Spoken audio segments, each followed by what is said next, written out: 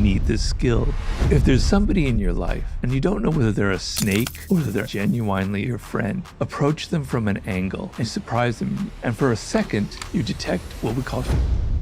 You should become aware of that.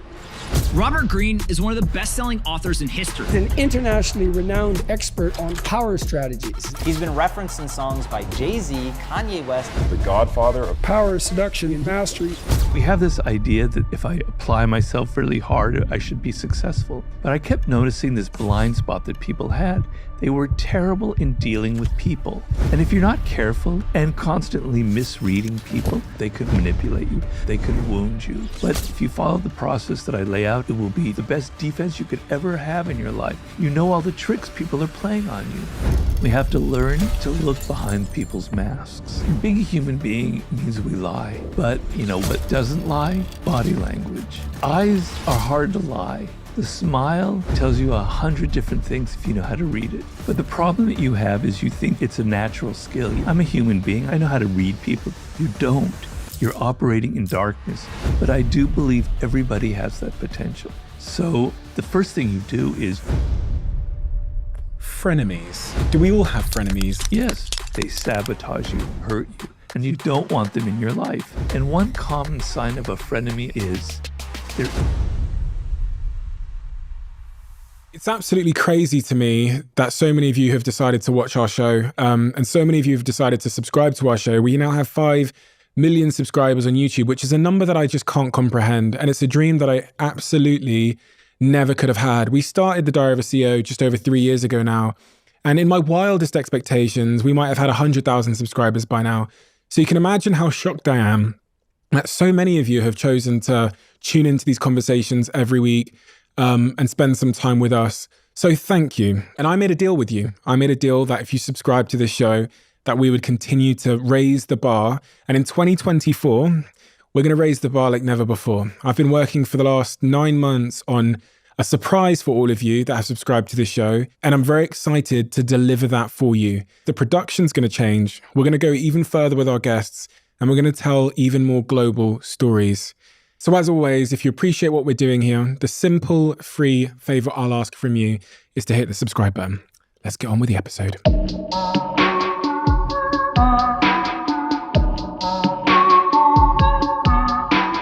Robert, you wrote a book about human nature in 2018 called The Laws of Human Nature. Why did you write that book? Well, it's the fruit of a lot of experiences that I've had. So I wrote The 48 Laws of Power, and prior to that book, I was somebody who never had any power in life. I was sort of a failure. You know, I had gone through so many different jobs. And then all of a sudden I write this one book and people are coming to me for advice. It's kind of shocking, right? And I started noticing a trend. And the trend is we live in this intense technological age where we have so much power at our fingertips, right? And it's so easy to get attention and on and on and on. And we have this idea that everything in life should be easy. It's all about just, well, if I apply myself really hard, I should be successful. But I kept noticing this blind spot that people had. They were terrible in dealing with people. They were making all of these mistakes. Everybody wears a mask. You wear a mask, I wear a mask when we're out in the public realm. We don't exactly say what we think, right? We're all a bit strategic. And if you're not careful, you're constantly saying the wrong things. You're constantly misreading people. You're doing things at your job that you think are going to impress, but they have the opposite effect. And then something bad happens and you're confused and you're emotional. It was like this circle atmosphere of pain around the globe of people suffering because they don't know how to handle the people in their lives. And because we're so virtual and we're so locked in our phones, that we're becoming worse and worse at reading other people, at understanding them. You know, when I'm sitting across from you, I can see your body language. I can see your nonverbals. I can see all sorts of things. I can deal with you as a human. But when I spend 95% of my time behind a screen, you know, and that's even how I date, basic human skills of understanding, of connecting, of empathy, of reading, they're getting hopelessly degraded. That's my long-winded answer for why I wrote that book. If there's someone listening out there and they can relate to certain parts of what you've just said, maybe it's a lack of their own self-awareness, or maybe they have poor sort of awareness of others, is there a starting place to reversing that? Is there maybe a most important skill that we need to master as at the foundation of that transformation? Yeah, it's very simple. It's to get down on your hands and knees and realize you're bad at dealing with people. The problem that you have is you think that it's a natural skill. Yeah, I'm okay at it. I just kind of wing it. I understand what I'm doing. I'm a human being. I know how to read people, etc. You don't. You're operating in darkness. You're groping around. Just realize, first of all, that you need this skill. And once you realize that, the first thing you do is you look inward. You look at your own nature. You look at the things that I write about in the book about narcissism, about irrationality. And instead of searching for the people around you that fit those categories, look at yourself. So it all begins with self-awareness. You are the best subject of human nature. So when I was writing this book, it was actually quite painful. So I'm writing a chapter on narcissism, one of the longest chapters in the book because it's a very important subject. And I'm telling myself, Robert, you're quite a narcissist. You didn't think of yourself that way, but you have all of these classic tendencies that you're writing about in the book. It was painful. But in order to come to understand narcissism in other people, I had to sort of understand it in myself. So step number one is, I need this knowledge. I'm actually not very good with dealing with people. It's caused me problems. Go back and review the problems and the mistakes you've made. Mistakes I've made as well, many, many times. And then when you realize that you want this knowledge, then you begin by looking inward. But if you think that it's not needed, that you're not, it's just, oh, it's kind of interesting, or maybe I'll sort of dabble in it, it won't mean anything to you. You have to feel that pain that you've been through in life. And it's kind of an ongoing pain. It's one that I still have, even though I wrote the book, where I misread people, where I inadvertently hurt them when I didn't mean to hurt them, and I feel that and I suffer from it. And so the pain that you feel, the emotions that this turns up, motivate you then to become better at understanding other people. What if you find things in yourself, like you said, that you don't like? You find narcissism in yourself, you find darkness in yourself. What are we meant to do with that? Are we meant to heal it, resolve it? You're meant to look at it. You're meant to confront it. I have in the book a quote from the great writer Anton Chekhov that people can't begin to change themselves until they know who they are, until they understand themselves, right? So we all want to change. We all want to be better at ourselves. But until we know who we are, until we realize our flaws and our weaknesses.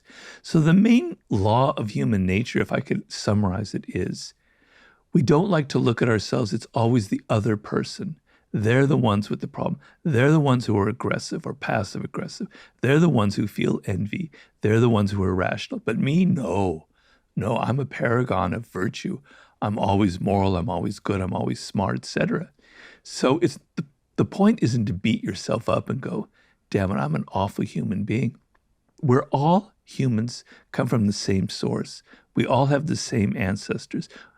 We all have the same flaws in our brain. It's not like you're exceptional. It's not like you're the one person that doesn't have a narcissism, that doesn't have self-absorption.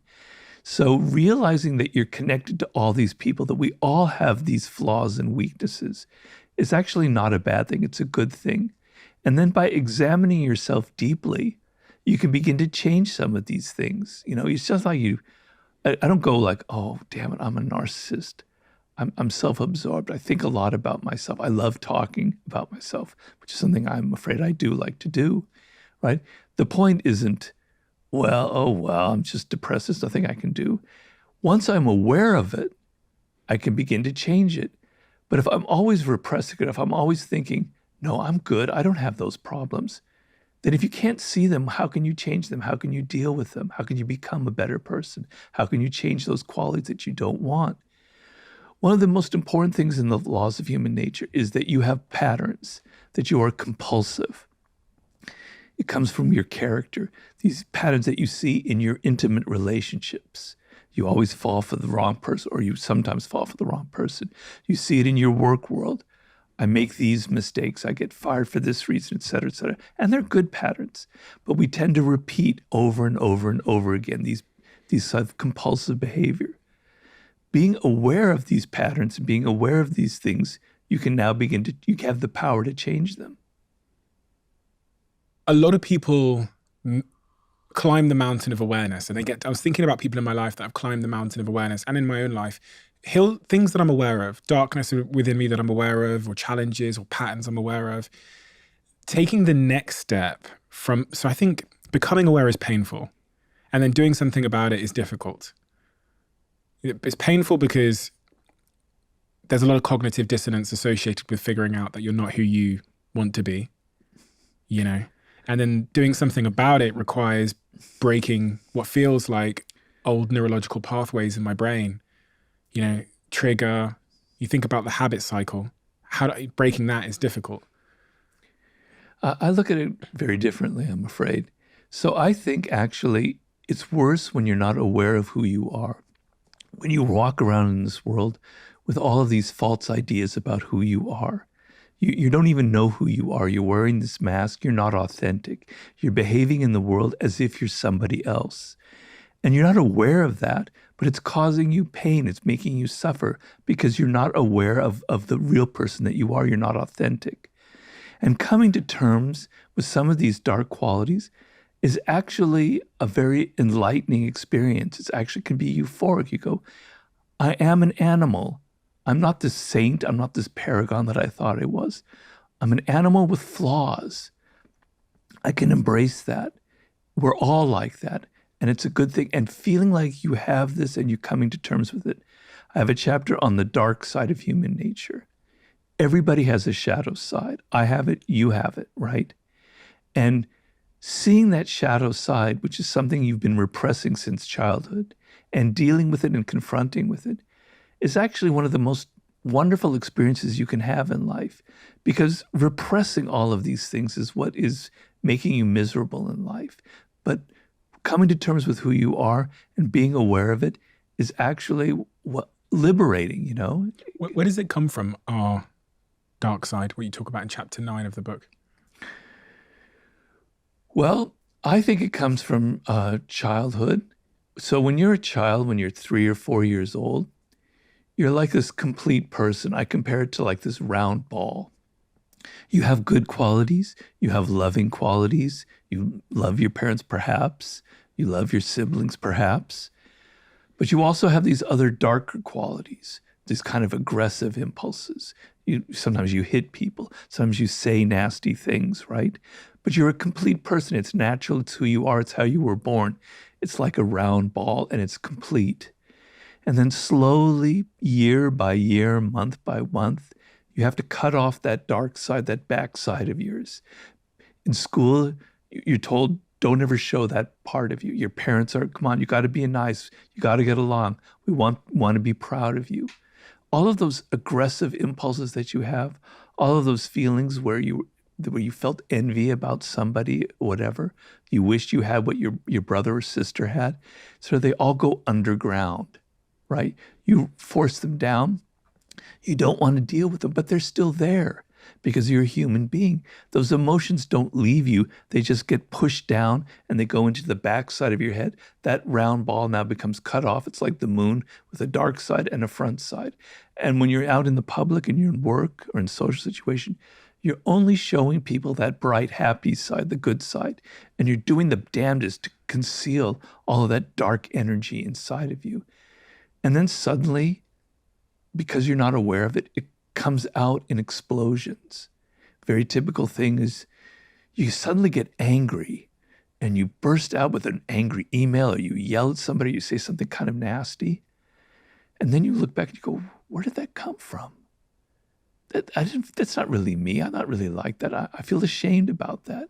But what you must realize is that's part of your shadow that's speaking. It's coming out. You're just not aware of it. You're trying to control it too much. And I say, the best thing in life to do is not to take out this dark side and just throw it around the world and be nasty and aggressive. That won't work.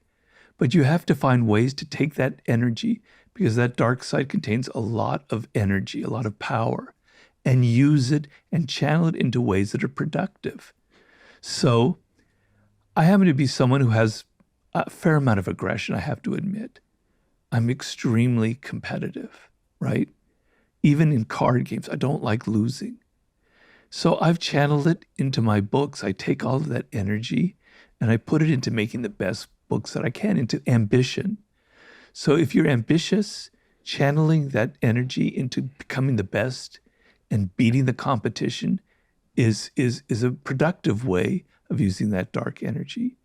If you feel angry about a cause or something that pisses you off about the world, some injustices, instead of whining about it, etc., you go out and you do something. You get involved in a movement or whatever. You channel that energy into something productive. That's the way to deal with the dark side. And you can't go throughout life imagining that you're the saint, because you're not. You have these qualities. In your book about the strategies of war, the second strategy of war that you write about is do not fight the last war. And when I read that, what I understood it to kind of mean was about not being rigid. You know, how does one dismantle the prison of convention that they live in? So for that lawyer or for that person that's working in the financial district who is, 47 and they're a stockbroker and they're miserable, they have somewhat been imprisoned by their own identity, which is like a set of ideas from the past. And I'm really obsessed with how we get out of the way of our own identity so that we can live our most fulfilling lives. Because even me, and probably even you, I've created this perception of who I am, and I'm like following the instructions every day. Yeah, it's a trap. You can't fall into that. So one of the laws of power that I have, one that I think is very important, I think it's law 25 or 26, I don't remember the number, is recreate yourself. So the moment people start know who you are, they identify, they create your identity. Oh, Robert Greene is this person who writes these dark Machiavellian manipulative books. Then I'm trapped. I'm trapped by their perception of me, and I always have to be like a little dog performing for them, right? And I don't want to fall into that trap. You have to recreate yourself. You have to use your personality and who you are as clay that you are molding. You're like an artist. And so you change yourself. For each person, it's different. So for me, it means I don't write 48 Laws of Power Part 2. I write now a book that's not like the 48 Laws of Power at all. For you, it's doing your podcast, but changing it up. Or maybe you do a different podcast, or maybe you go into a different career set. Or maybe you become a CEO or an entrepreneur in a different direction.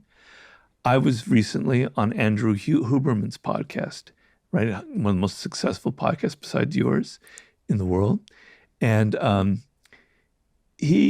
I don't want to, it's going to sound like bragging, but the book mastery helped him a lot because he was a professor, I believe, at Stanford. I hope I have it right. Everything was going well. He was on a fast track in neuroscience, but he was miserable. He hated the politicking. He hated all the bullshit that you have to go through in academia.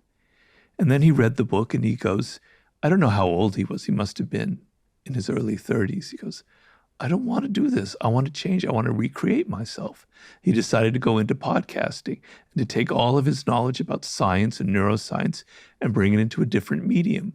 And so that's extremely powerful, because if he had stayed in academia, he would have gone down the path that we're talking about. It sounds a little sexier than being in finance and you're 47, but being stuck in academia when it doesn't fit you, with all the nasty politics that go on in universities, et cetera, that is a path for misery if he doesn't fit. So you have to kind of go through this process all the time and not let other people tell you who you are. In the case of Andrew Huberman, who transitioned from an academic to a podcaster, it's quite a feat because there's lots of forces that try and hold our existing identity in place, a lot of people. And to sort of cross the chasm, get past all of that force that says, no, we want you to stay with us, Andrew. We want you to be an academic. Who do you think you are being a podcaster? That force I'm so intrigued by, because everyone, regardless of where they are now, if they're going to try and venture to somewhere else, a better place, they're going to encounter that. How does one work through that? What is that? How do we understand that force that's trying to keep us down? It usually happens when you're successful that people start giving you these identities that kind of define who you are. And if you're okay with it, that's fine, if it doesn't. But I'm a big believer in listening to your own pain and listening to your own frustration. So when you feel frustrated in life, you have to go through a process. You have to look at it and you have to go, what is the source of it? Normally, the first thing you'll do is you'll blame other people. You'll blame the world. You'll blame your spouse, your children, whatever, right? And you won't really look at what it is, why you're frustrated. And if you look at it deeply enough and you go, I'm really frustrated because I'm not enjoying my work. I'm making money. I'm going there every day and I'm going through the motions and I'm successful and people admire me, but I'm not happy. I'm frustrated. I'm upset. You've got to lean into that pain. You've got to lean into what frustrates you and go, I can't go on another 5 years like this because the mind and the body are tied in. There's no difference. We're all one. We're all a unity. And so when you start having these frustrations, these desires that you're not acting upon, it creates physical problems. You're not aware of why suddenly your blood pressure is rising, why suddenly your back is having pain like I'm having right now. It's all interconnected. And when you're not doing something that you're not engaged with, your whole being goes out of whack. Everything doesn't work. You've got to listen to it. You've got to understand it. And you've got to go, I want some joy and some excitement in my life. I want a challenge. It takes some fearlessness because leaving a prestigious job at Stanford, where you've got money, I don't know if he had tenure or not, or perhaps he did. It takes some guts because you're leaving something that's a convention, that's stable, et cetera, et cetera. But you've got to go, it's not worth the price. It's not who I am. I'm going to suffer for it down the road. And so, let's say he decided to go into podcasting and it failed. All right, so be it. Then he learns that and he's somebody who's very smart. He would have figured out another direction to go in. If my book, The 48 Laws of Power, hadn't been a success, I don't know what would have happened to me, but hopefully I would have figured out another way to go, because I also had to drop a career direction that I was going in. But you've got to try. You've got to be able to try, and you've got to go say to yourself, it's actually a great thing in your 30s, let's say, to go, I need something new. I need something completely different. I need a new challenge. I'm going to drop this. I'm going to start something. You won't believe the energy that will suddenly rise up in you, right? You'll suddenly feel invigorated. You'll suddenly feel youthful again. I'm not stuck in this thing. I can try something else. I'm so intrigued by two things within that. One of them was going back to the case of Andrew, who left Stanford and became a podcaster, was my brain, you said he's an intelligent guy, he would have figured it out if he'd failed. My brain also was saying he could have always gone back. And there's a real illusion sometimes, I think, in most of our lives where we don't realize that if we mess up in this thing, as I think Jeff Bezos calls it, this is probably a type 2 decision where we can walk back through the door. But it's this sort of illusion that we're going to really lose something great if we fail that stops us taking that first step. And the other thing I was curious about is this idea that pain is a catalyst for change. And do people need to get to that point in their lives where they go, oh, I'm just so sick of this to change? Can someone change before they get there? Unfortunately not. Sometimes the bottom has to drop out before you realize what you really want and what you really need to get in life. I wish it weren't that way. But feeling like you're suffering and that you need a change and that if you go on this way, bad things are going to happen is the greatest motivator of all. Because if you're moderately discontented with your job, you're going to constantly be justifying it to yourself going, it's all right. It'll get better. There'll be a new boss, or I can always move from this job to another company similar. You'll justify, you'll never get out of it. And the trap will just close in on you and you'll never get out of it, right?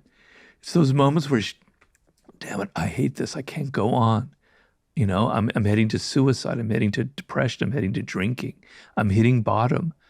I don't like where I'm going. It doesn't have to be quite so drastic. I know I'm exaggerating, but you have to feel a degree of pain and frustration to say, I need to make a major change in my life, you know?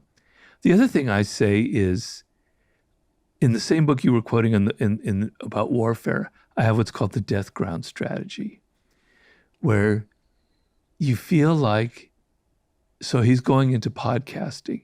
And if you go in with the attitude, well, if I fail, I'll just go scurrying back to Stanford.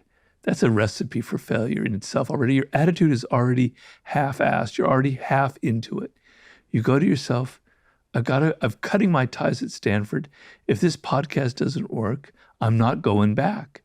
It gives you the energy, the motivation, the desire to actually make it successful. But if you're always going through life kind of with half measures going, well, if I start this business and it fails, I'll go back to living with my parents and I'll do this other job.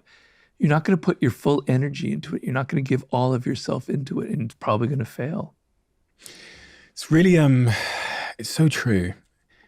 It reminded me of something I was reading in one of the psychology journals about a study they did with participants where they asked them to do a puzzle and offered them a delicious snack as the reward.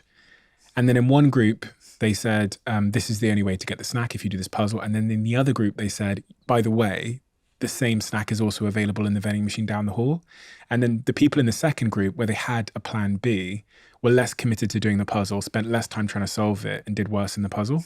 And it's this idea that a plan B actually psychologically does distract you from your plan A. Yeah. We're animals, right? We have a certain nature, which is what I talk about in human nature. And our earliest ancestors, to go back to something I was talking about, our brilliance, the power of our species is we are actually very physically weak compared to like chimpanzees and cheetahs and lions, et cetera, et cetera. But we use our brain, and feeling the necessity, feeling that we're going to die unless we don't solve these problems, right?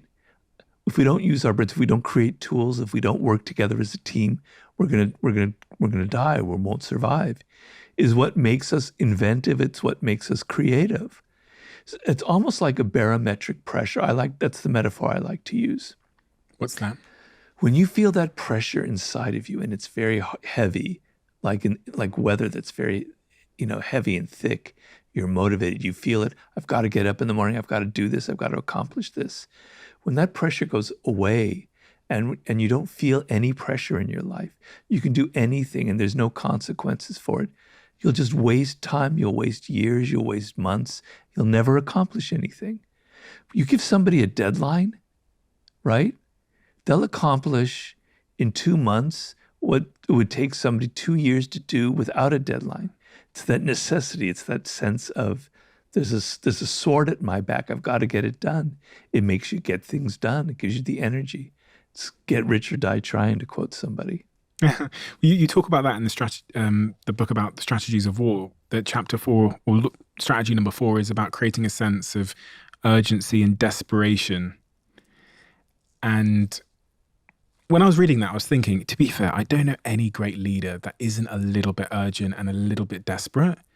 And even if they feign that desperation to galvanize people, there's something about creating urgency and desperation in your life that is an incredible tailwind.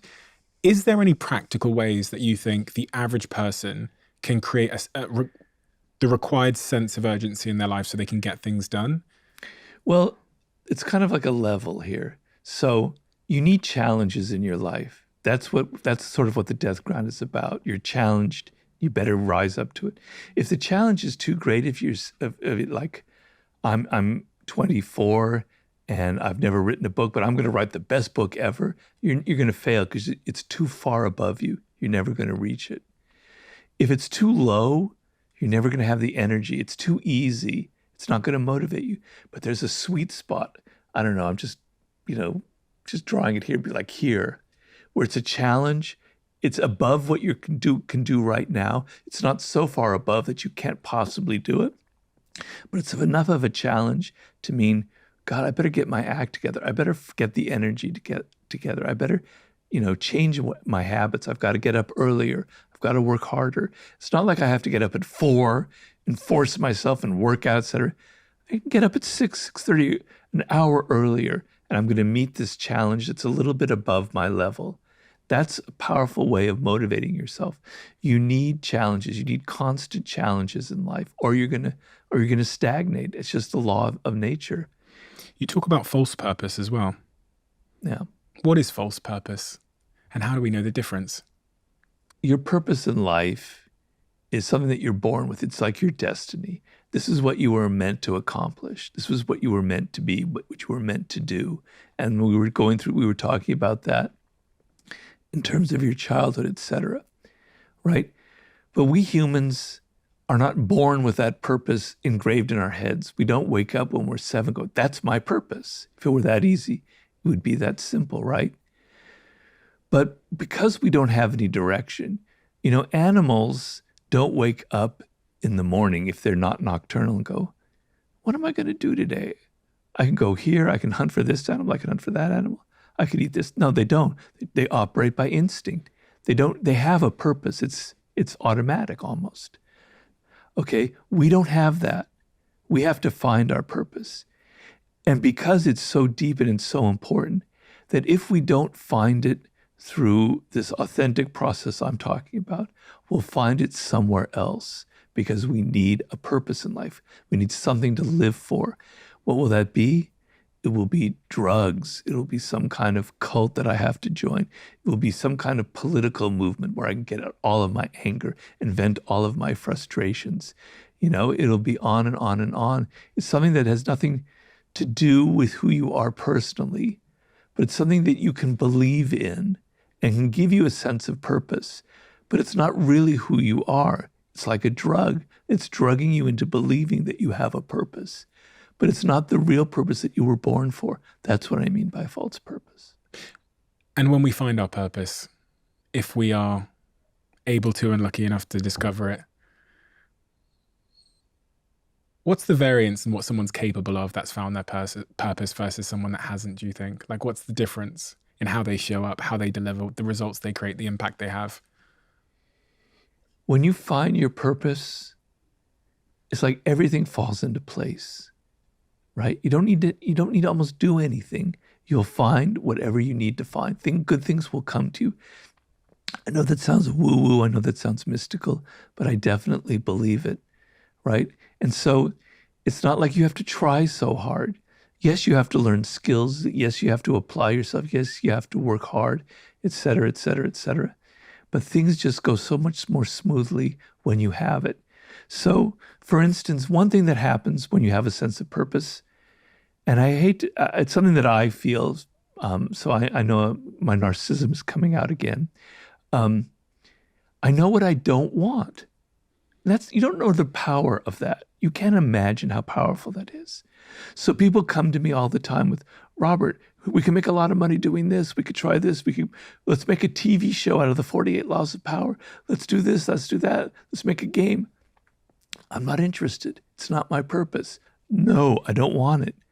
If I didn't have that radar, I'd be spreading myself out into 8 different venues, and I'd be, all of my energy would be scattered. I wouldn't have that focus, and I'd probably end up being pretty miserable because I would have lost my purpose. But when you have a sense of purpose, it's like, no, I don't want to do that. I don't want to do that. I want to do this. Yeah, it can be rigid. You have to be a little bit flexible. So if somebody comes to me and goes, Robert, what about this? I'm open to it. That sounds moderately interesting. All right, maybe I'll try it, And I do open things like that. I'm going to be doing, in a month, I'm going to be recording a French version of, the master class. Mm-hmm. There's a French version of that. So, I'm not so rigid where I can only write books. I can try other things because I can see value in it and it interests me. It's a challenge. Being able to say no is so important and is so empowering. And that's what a sense of purpose will give you, among other things. There's a quote that says something like, distractions come dressed up as opportunities. And to even know what a distraction is, you first must understand what your goal and what your purpose is, or else it's impossible to distinguish between a distraction. Robert, let's go start a game. or an opportunity, which sounds much more like that mastermind thing. And I think about this all the time. The more clear I am on the goal and what my purpose is, the much easier it is to understand what a distraction is versus an opportunity, because they do look the same when they come into my inbox. Yes. Well, the other thing I do is I kind of game it out.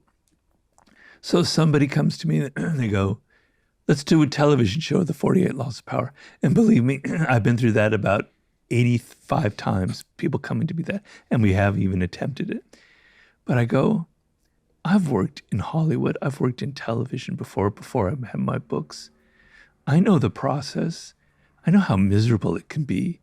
I know how you have no power. I'm a writer now where I write books and I have all the power. I have all the control.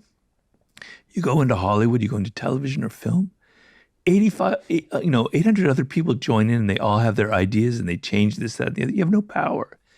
And it's meetings and meetings and meetings and talk. I game it out and I go, I don't want to get into that trap.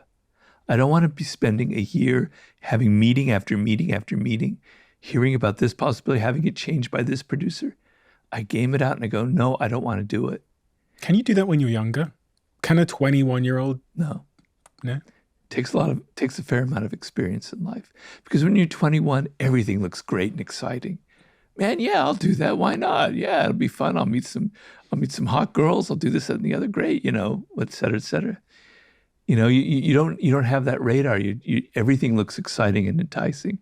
It takes the pain. I keep going back to that, of things that you wasted your time in and things that failed, the things that you didn't like, to teach you the ability to say no and to save your energy for what you really love. Should a young person just be saying yes to everything? The problem that we have is everything has to be this way or that way, has to be black or white. And it's not like that. It's kind of in between. You can learn to dance in life. You don't have to go this way or that way. You can kind of do both. So the best advice I give people is your 20s are the best years of your life. Actually, I think the 30s are, but let's just say for argument's sake, your 20s. You're young. You probably look pretty good. You're healthy. You've got all these things going on for you. I want you to have some fun and I want you to have adventures. I don't want you to be 22 and go and get a job at Goldman Sachs for the rest of your life. So you need fun, you need adventure, you need some looseness. You want some experiences. But it has to have some direction to it. It can't just be, I'm going to write poetry, I'm going to do rock and roll, I'm going to go and learn chemistry, I'm going to, become, this, that, and the other. No connection at all between all of these things. Just trying everything for the sake of novelty. That's a recipe for not being successful, because what you want to happen is you're 30 years old now. You've let your 20s are behind you. It's usually a time of reckoning where you go, shit, I'm not so young anymore. Okay. I'm getting older. All right. I've had my fun. I've had adventure. I'm ready for something serious. And I've learned some real skills in life. For me personally, I learned how to write, or whatever it is. You didn't just go try 80 different things. You kind of had 4 or 5 that you did, you experimented with. All right, now I know what I love. Now I can go down that path. And in mastery, I often tell the story to people of one of the masters I interviewed was Paul Graham, who is the man who started Y Combinator. You probably heard of Y Combinator. He was somebody who got into AI when he was like 18, 19 years old. He was like at MIT, I believe, right? Back in the late 70s when nobody was even thinking about it. Okay, he was a hacker because his father was a scientist who had computers back in the 70s, and he learned how to hack early on. Okay, so he went down the process of going into academia, of going into programs of computer programming, et cetera, et cetera. And he was on a track, just like Huberman, at MIT to become a professor, to become proficient in it, and he hated it. It was soul-sucking. He didn't like the politics. He didn't like dealing with the people. He didn't like academia. So he quit, and he became a painter because he loved design and he loved visuals. He comes back to New York. He's living in a loft. He's painting. He's happy in it, but he's not making any money. And then he hears an advertisement on the radio for, I think it was maybe Netscape, one of the earliest, internet, whatever you call it. And they're saying the future for computers is being able to buy and sell products on the internet. He ends up creating the first, I think, the prototype for all the things that we have now. Yahoo ended up buying it for like $5 million. And then the rest is history. He spent his 20s trying something out, learning real skills. He went somewhere else, learning something that he loved.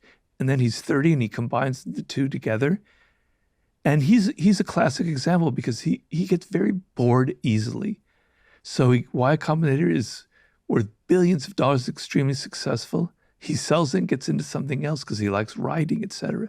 He's kind of a prototype for a lot of what we're talking about. We've spoken a lot about self-awareness and self and all those kinds of things. What about other people? You know, the only thing that seems to stand in the way of all of our goals in life are other people.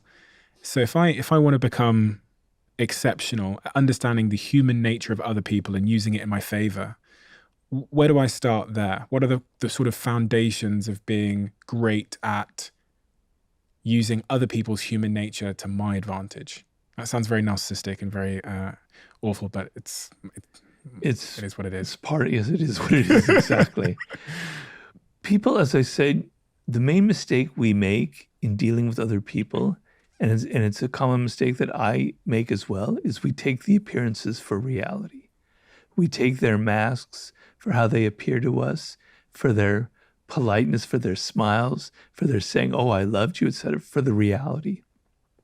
And we have to learn to look behind people's masks. We have to learn what's really, really going on behind them. And we have to learn some basics about human nature. People like to believe that they're essentially good, saintly, virtuous, however you want to do it. People want to believe that they're intelligent. You never want to feel like, I'm not stupid, I'm intelligent. And the other third thing is that they're willpower, that they're in control of their lives. They do things because they decided to do it. To make people feel insecure about their intelligence, right? To make them feel like they're not moral or they're not good. To make them feel like they do things not because they choose to, but because they were forced to or because they're not aware of themselves. They hate that. They're going to hate you. They're going to resent you. They're going to resist you. Knowing some basics about people like that gives you the power to use that for influence, for persuasion, okay? Understanding envy in the human world. And on social media, envy is just is like a nuclear bomb. It's just exploded. Our tendency to feel envy, to compare ourselves to other people. You've got to use that for power. There's great power in that, in a marketing publicity sense. Virality, getting other people to be interested in what other people are doing. That's how things sell themselves. If you try and tell people what they should buy, as opposed to, look at what other people are doing. I want to join in on that, right? Knowing about these basic qualities in human nature, about how we like to compare ourselves, how we have these certain opinions about ourselves, et cetera, gives you all of this power to take that human nature and use it for whatever purposes you want, for good, or unfortunately, some people use it for bad. Do we have to lie to be successful? And I say this because through reading some of your work, I heard sentences such as, you should keep your true intentions hidden in social situations. You say a lot about kind of cloaking yourself in various ways. You talk about showing up as an actor, that sometimes we do need to show up as an actor in our lives. So in order to be truly successful, I know it's a little bit of a difficult question, but do we have to lie? Look, Stephen, being a human being means we lie, right? The moment you open your mouth and you speak, you are essentially not telling the truth. You know what doesn't lie? Body language, nonverbal communication, the way you smile, the look in your eyes. You can't lie about that. But children, 3 or 4 years old, are already learning to craft what they say to mommy or daddy to get what they want. They're very clever. They're very strategic, right? They know that if they say that what they exactly want, they won't get it. They learn to kind of whine and complain and put a certain tone in their voice and to be an actor. a social animal like we are actors in life. Get over this idea about guilting about it. I'm so sick of that. We are actors. We are descended from chimpanzees. Chimpanzees are consummate actors. Read the literature on that. They know how to deceive incredibly well, and they don't even have language to deceive, right? So we are actors. The moment you go out in the public, you're not telling people, oh, you're fat, you're ugly, your writing sucks, I don't like what you're wearing. You never do that. You're an actor. When you see your father, you act a certain way. When you see a little kid, you act a certain way. When you see a little kitty cat, you have a certain tone in your voice. When you deal with your boss, the person who pays for your podcast, I don't know if there is such a person, you act a different way. You're constantly changing who you are and how you are. One moment you're Robert De Niro, the next moment you're, I don't know what other actor you are, but you're changing your roles depending on who you're dealing with. I'm so tired of people not recognizing this fact that we are all actors, that we are constantly deceiving. Yes, there are differences, there are qualities of lying. I understand that. There's Donald Trump lying, and there's the lying of the everyday white lies in which we have to say certain things to get ahead, et cetera, et cetera. There are degrees, I understand that. And some lying can be very harmful and very counterproductive in the end. But the moment you enter the world and the moment you open your mouth, you are in some ways already an actor, and you are already using forms of deception. Why can't we be our true selves? Because it would irritate people, because it would grate, I don't know about you, but I appreciate politeness, right? I go somewhere and I know someone's being polite. I know that they're not necessarily meaning it, but it's nice, right? It's kind of smooth. It kind of makes everything sort of smooth. If people weren't polite, it'd all be grating and like two pieces of metal constantly hitting each other. It'd be so annoying. You'd want to kill yourself, or you'd want to kill people. You'd become a murderer, Social life depends on that kind of smoothness, those interactions. So we need that to some degree. If we were just always telling people what we really thought, our world would collapse tomorrow. What about showing our weakness? I've got this quote from you that says, if you are weak and ask for little, little is what you will get. But if you act strong, making firm, even outrageous demands, you will create the opposite impression.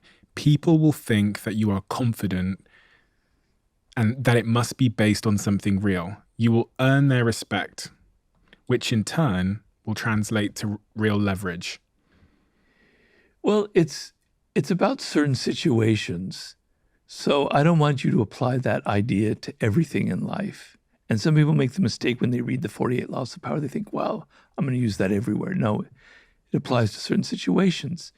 So let's say you're negotiating. And I know I dealt with this myself. I'm actually a fairly timid person by nature, but I've learned to cultivate the opposite. So if you're negotiating a price for what you want for your time, for your services, and you're not very confident and you kind of ask for a little, that's what you're going to get, because people aren't going to, they're assuming that you're not really up to the task. You say, all right, $20,000 is enough. That's what they'll give you. But if you raise your price high and you say it with the right voice and you believe in it, they're going to go, wow, that person is confident. And if they turn you down, that's fine, because somebody else will give you that price. If you set your own value by what you believe about yourself. If you think that you're worthless, if you're not very good at it, other people pick that up. As you were talking, I was thinking about Adam Newman from WeWork, and this conversation I heard with him and the founder of SoftBank in the back of a taxi, where Adam Newman's asking for $1 billion. And then the owner of SoftBank, this very eccentric Chinese, very rich Asian man, goes, do you know what, Adam, the only problem with you is that you're not ambitious enough. And he writes him a check, I believe, for like $5 or $10 billion in the back of this taxi after something like 12 minutes of being with him. And I always thought about that and thought, Jesus, what if I just started asking life for way more? If I just multiplied all of these emails that I send and requests I make by 10, what would happen to my life over this course of 10 years? Well, yeah, you probably would have gotten a lot more than you got without asking for that. Yeah, because we're creatures that, as I said before, we look at the appearances of things. Look, it's very easy metaphor here. You go into a social situation like a party, and you go up to somebody who's kind of nervous and insecure and anxious. And I'm not criticizing that because we all have insecurities. I have many of them myself. But you go up to somebody like that, and it makes you feel kind of nervous and insecure, right? And you're kind of fumbling for words, and it kind of goes, a bit of awkwardness happens. Reverse that, and you go up to somebody else, and they're kind of confident. They look you in the eye. You know, their voice is strong, their body language is strong. They connect to you. Whoa, you think it brings out that part of you who's like that. You might be intimidated, but it also might bring out your own kind of confident self. I remember being around 50 Cent, who's a very charismatic, confident to the point of ridiculousness. And it was very infectious. I felt that way after being around him for a couple hours. I was with him for several months. It rubbed off on me, right? We have these kind of viral, contagious effects by people. So if you project strength and confidence, you know, and I understand it's a little different for women, which is an interesting subject, because sometimes projecting that for a woman will rub the wrong way, because people will think that, and it's a terrible thing about us, that women are judged by a different standard, where that'll seem like they're a bitch or something like that. So I understand that there are nuances here, and that the game is different for women as it is for people of other ethnicities as well, you know? So it's not just one way or the other, but to the degree that even for the woman, that you have this air of confidence, that you believe in what you're doing, that you believe you're worth it, it projects itself to other people. You don't have to scream and shout, and you don't have to demand $10 billion. But if you feel confident, if you feel you're worth this amount of money, it will project outward to other people. Body language. Yeah. I want to talk about that. Does it, you said earlier, it's one of the things we can't lie about. Is there anything that you still look for in today when you're trying to read someone, their body language? Are there certain cues? Is there postures or? Well, you got to, in reading nonverbal communication, it's a different form of intelligence. It's not algorithms. It's not formulaic. It's human. It's emotional. It's empathetic.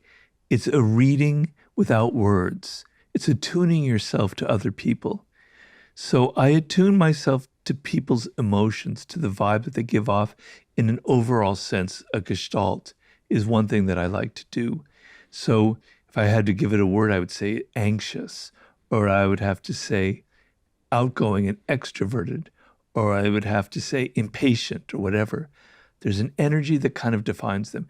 It's a word, and that word is not precise, but there is an overall feel that I get from a person. And then I'm always looking at specifics. It's not like I'm sitting there consciously in my head going through a checklist. I'm just feeling certain things. And I'm feeling that the eyes are kind of dead. They're not engaging with me. And you can't put that into words, but you know the feeling. So when someone's looking at you, but they're not really looking at you, you know what that feels like, don't you? Mm-hmm. And a lot of psychopathic people, a lot of narcissists do that. So part of their face pretends to be interested in you. They are looking at you in the eye, but they're not really looking at you. They're thinking of something else. They're seeing in you what they can get out of you. They're seeing you as an object, right? Eyes are hard to lie. They tell you something. Now, actors, very skilled actors, can kind of create some of these impressions. But one thing that they can't fake is the tone in their voice. And actors will tell you that it's the hardest thing to actually consciously control. So the voice of a person tells you a lot about their confidence levels, tells you a lot about, how just about their general emotional tone, about their character, about who they are. It's very difficult to fake. And when it's hesitant, when it's like stammering, when it's not, you can kind of sense something from people's voice, and it's very hard to fake. And then the smile tells you 100 different things if you know how to read it. There's the authentic smile, which I'm not going to fake right now, but it lights up the whole face, like you really feel joy. You can't fake it. Your eyes go up, your cheeks go up, everything kind of connects together, right?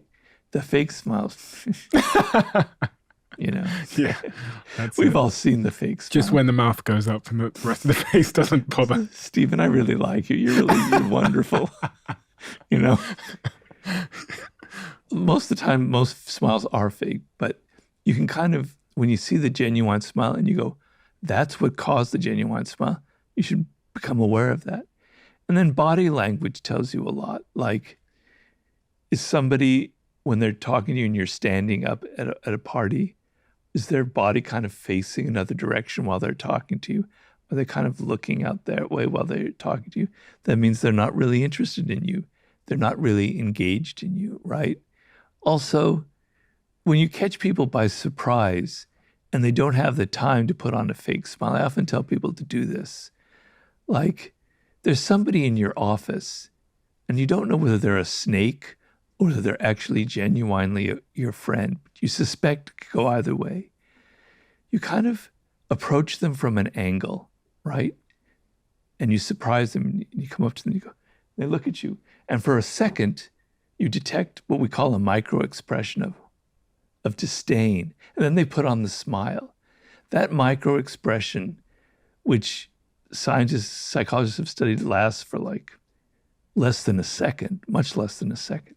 You have to be able to read it, but it reveals whether they actually like you or they're totally false. They can't fake it. So if you come straight on, they'll, oh, hi, Stephen, I love it, great to see you. They come in, they kind of pretend, then they try and act, and you can get clues like that. There's so many ways to read body language. It's such a fascinating subject. I could go on for hours about it. How important is it, you're talking about colleagues and team members there, and earlier you said that people are contagious. How important do you think it is to the success of our lives? And I pause there because success means it's a personal thing, it's a professional thing, to surround ourselves with the right group of people and to be intentional about that. It's very important. I have a chapter in, in the 48 Laws of Power about infection. And I think it's an experience many of us have had, where you're around somebody who seems at first glance to be very interesting. And they become your friend, maybe. They're very dramatic. And they have all these stories to tell. And they seem almost slightly larger than life. And you engage with them. And then you become friends. And then slowly, it becomes clear that they're a little bit nuts, right? They're always talking about how this person screwed them, how that person screwed them, how this boyfriend or girlfriend was so awful and so nasty. You begin to realize, is this true? Or is it maybe they are the problem? But now they're your friend, and now you're emotionally attached to them. And now they have room to play all these kind of games on you, and all of their drama starts infecting you. And it's like, God damn it, I want to get away from this person, but I can't. They've infected you with their negative energy, and it gets under your skin. And so you have to avoid people like that. You have to read before you get involved with them that they are a drama queen or a drama king, because there are just as many men out there who have this quality. You have to see that they play the victim of everybody else, but actually they kind of bring it onto themselves. Some people are genuinely unfortunate. Bad things have happened to them, and it's not their fault. I'm never saying it's a misconception about that chapter, that you should avoid everybody who's unfortunate. There are people, and a lot of people out there, whose circumstances have made them, in their what's going on. It's not their fault, right? But then there are other people you have to recognize That the bad things that happen to them are things that they have brought on because they have this infecting power. It comes from a deep insecurity. You don't want them in your life. Being around insecure people will make you insecure. Being around confident people who kind of know what they're doing, who've got their act together, who are trying to make things and accomplish things. Because there's so many people out there who talk and talk and talk, but never do anything. Being around people who do things, who get things done, who've made a business, who've made this, that, or the other, they're gold to be around because they'll infect you with their positive energy. Frenemies. Yeah. Do we all have frenemies, and how do we spot frenemies? Well, hopefully we all don't have them. But in the laws of human nature and in several of my books, I talk about the phenomenon of envy, which is very, very powerful human trait. It has roots, very ancient roots. We know that in hunter-gatherer societies from thousands of years ago, envy was a real problem. And so they create all kinds of rituals to avoid envy, where the moment somebody in a tribe received a gift, they had to give it to other members so they wouldn't face envy. Because facing envy, you could be murdered for it. So you learned all of these rituals. And we've noticed that chimpanzees feel envy.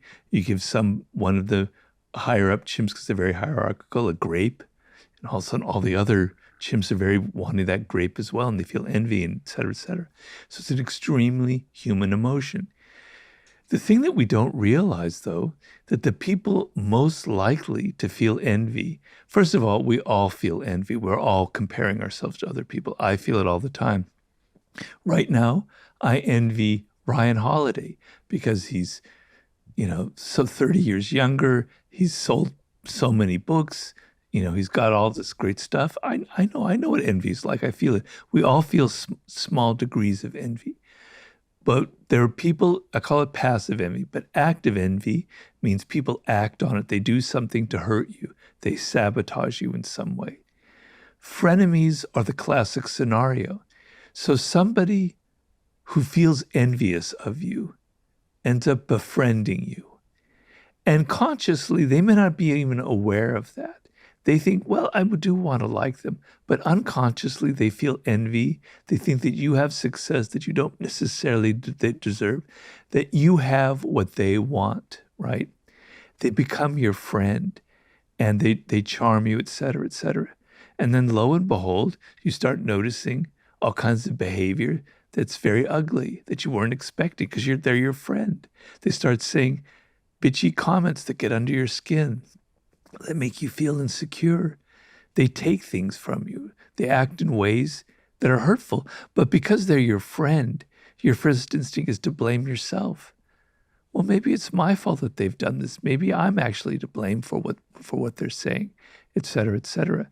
So I believe behind the frenemies phenomenon is this phenomena of envy, where the person secretly wants what you have and they're becoming your friend so that they can wound you. And what's best to do is to recognize that. And one common sign of a frenemy, of somebody who's befriending you out of envy, is they're in a rush to be your friend. Normally, we like to take it a little bit slow.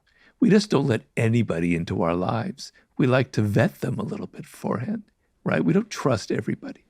But the person who feels envy is like, I love you. You're fantastic. I want to be your friend. We got to hang out. Let's go out for dinner the next night, et cetera, et cetera. They're in a hurry. That's a sign that something else is going on because that's not natural.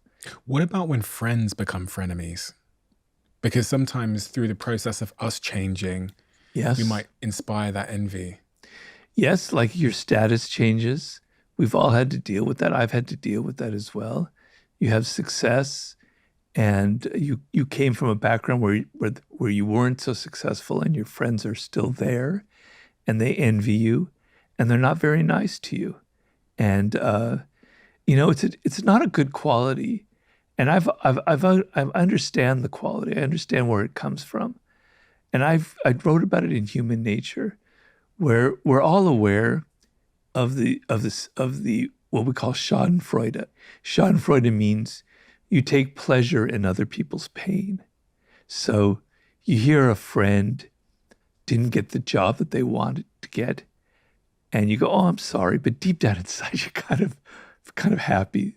We all go through that, right? The opposite is Mitfreude. It's an expression that Nietzsche coined, which means you feel joy for other people. I like to try and cultivate some of the higher qualities in life. So if something good happens to somebody, my first thing is I might feel a twinge of envy, but then I go, it's great for them. I'm actually very happy. I'm excited. I share their joy in what has happened, right? But it's not natural. So when somebody that you know and you've known for a long time has success in life, your first thing is to be, they didn't deserve it. They kind of cheated their way to it. Okay, as we talked about in the very beginning, you confront that ugly emotion yourself and you go, that's not who I want to be. And you go, I'm going to make myself feel the opposite. I'm going to make myself feel happy for their success. It's not natural, and most people don't go through that. And I know personally from people I knew before I had any success in life, they're the ones that give me the fewest amount of compliments for my books. They never read my books in the first place. They're very spare with what they say. They've got a pinched look on their face. Whereas people I've never met before in my life give me all kinds of compliments. Why is that? Because they're envious. They're upset. Are you threatening them because they see themselves like you because they knew you and you're from where they were from, so you're even more threatening? You're holding up a mirror to them in a way that makes them feel even more uncomfortable. Well, they're not going to feel that way. So what people will go through in that sense is, and this is how I think it through, oh, Robert sold himself out. He wrote a book that's evil, that's nasty, that's manipulative. I didn't think he was like that. I thought he was this nice person. Oh, I don't like his book is ugly. They'll go through that process. They'll stay my friend because we've had years and years together. It's very, very common. At least I know that. They do that with my books. Even though my later books aren't like the 48 Laws of Power, they still have it in the grain that this guy who used to be so sweet and nice wrote these nasty, evil, manipulative, Machiavellian books. He sold out. What is it at the heart of the 48 Laws of Power that some people are triggered by? Like, what was the single most triggering concept, or the most controversial, or the concept that people just had a surface level allergic reaction to on sight without even really reading it? They just, I don't know. Yeah, they read the back of the book, they read the names of the laws, and they go, oh, that's ugly. And a lot of times they've had to deal with ugly people in their lives. And so that's when I see the authentic disgust reaction. I understand it, that they had to deal with someone who's very manipulative and they find it disgusting. Of course, when I get to have a rational discussion with them and I calm down their emotional reaction, I said, look, if you had the 48 Laws of Power before this person manipulated you, they would have never been able to manipulate you. That book is the best defense you could ever have in your life. It's like a shield. Once you've read it, you know all the tricks people are playing on you, right? They know they're posing as a friend and acting like a spy, right? They're concealing their intentions, et cetera, et cetera, et cetera. It's showing you all of these tricks. Okay, but that's when they calm down and are able to say that. But the idea that we're not angels, that we don't all have the best intentions in life, that I'm writing a manual, they think, for how to manipulate, how to deceive, how to con people, triggers people very much. A lot of people who've suffered in life, who've had a lot of pain, understand that there's irony in the book. They don't read it the same way. They read it knowing, yeah, I've had this happen. This is what people are like. I'm okay with it. I'm cool with it. And I must say, I don't know if this will come off wrong, but a lot of the readers who responded most positively to the 48 Laws of Power early on were African Americans, people like 50, people in the hip hop business, etc. They didn't have any illusions about human nature, about how good we are, because they've seen this side all throughout their lives, right?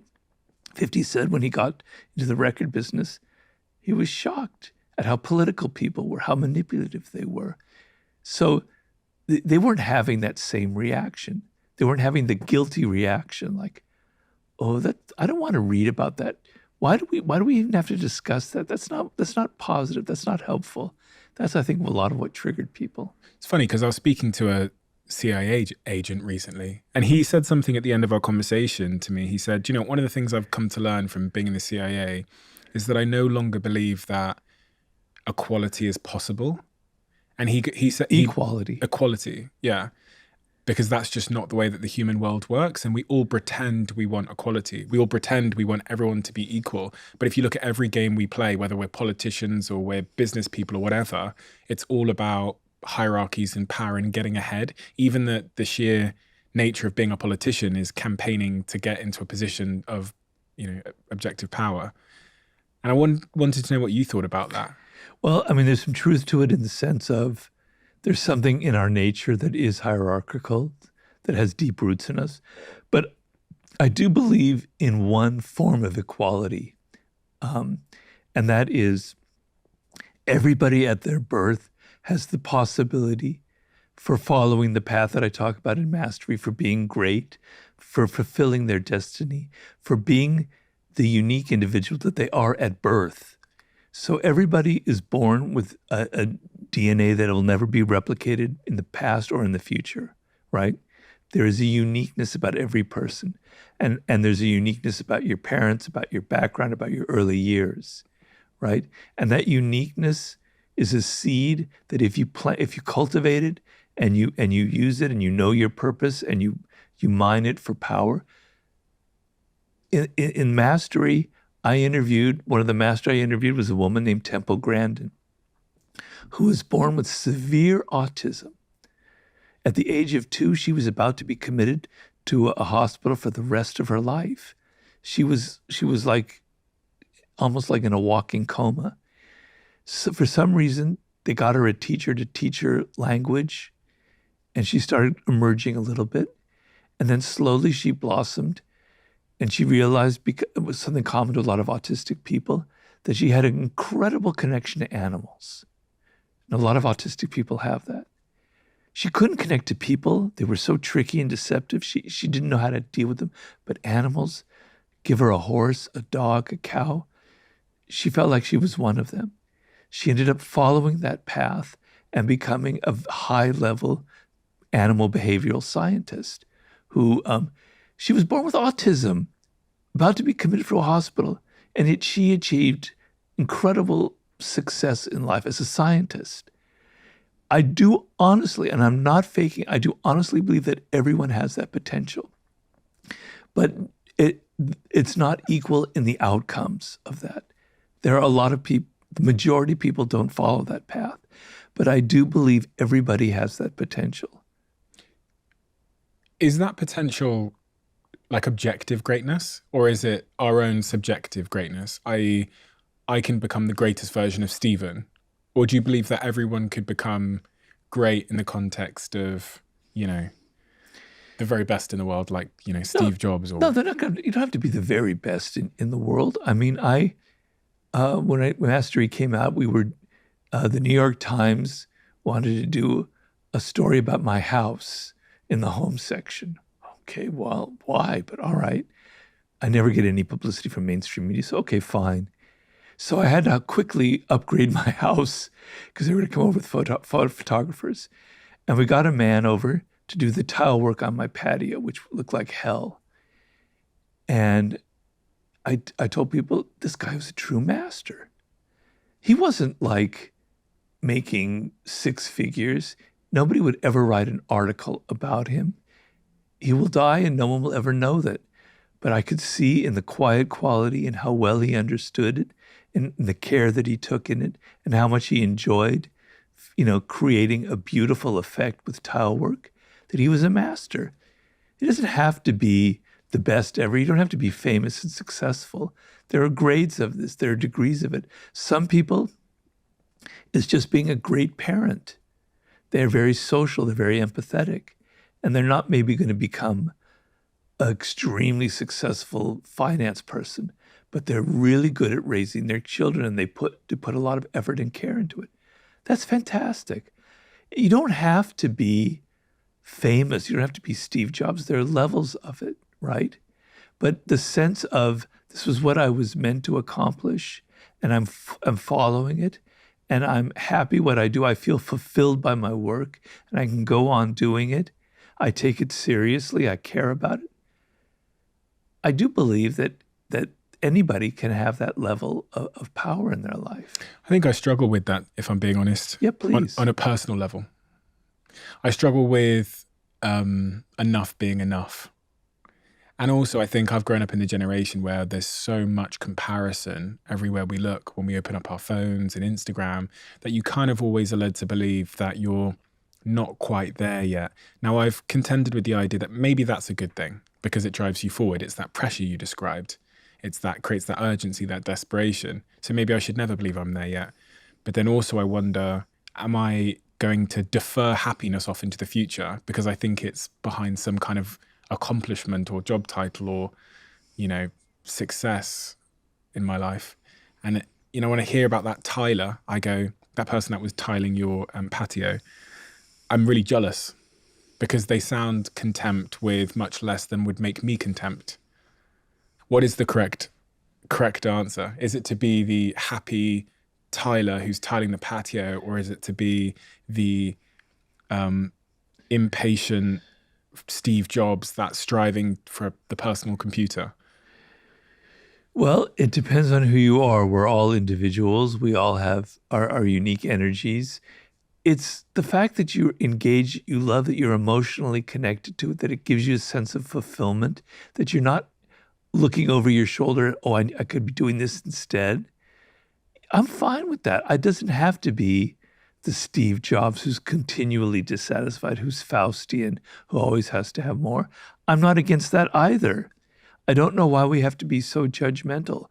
If people are following the path and they are in love with what they do and they have a genuine connection to it, I'm not going to judge it because they're not famous or because they're not trying to be the greatest, the Michael Jordan of tiling or whatever, et cetera. I think it's fine. And you're not happy. You want to crush it. You want to have the #1 podcast. That's fine as well. Why can't we have, that kind of diversity in our world? The most important thing for both those types of people, the people that have that sort of insatiable sense of ambition, but also the people that are content with whatever they're doing in their lives, from what I heard there, is they both love what they're doing, and they both have those core components that you described earlier. Like they both feel the challenge in their work still. And that challenge might be, okay, I'm going to do a bigger patio today, or it might be I'm going to launch $1 billion business tomorrow for someone else. And it's really about those core components of like challenge, meaning, purpose. Yeah.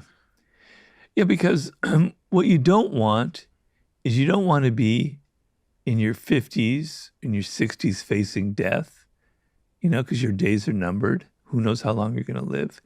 And you're going to go, damn it, I could have done something with my life. When I was a child, I had these dreams. I thought I was going to be really great at it, and I never realized it. I went off on these other paths. I was lost. I thought I was happy, but I never really fulfilled any of those childhood dreams or those fantasies.